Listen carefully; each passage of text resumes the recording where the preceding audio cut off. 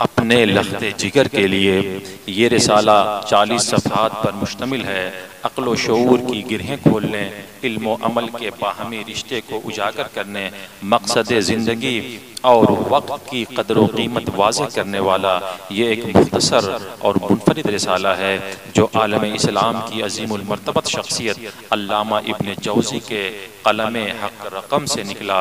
ये रिसाला इसलिए और भी अहमियत का हामिल है कि अल्लामा मौसूफ़ ने इसे ख़ास अपने साहबजादे की तालीम व तरबियत और उसे एक अच्छा इंसान बनाने के लिए तरतीब दिया था, जिसमें तलबा उलूम दीनिया के साथ साथ अवाम के लिए भी हिदायतों का बहुत सा सामान मौजूद है।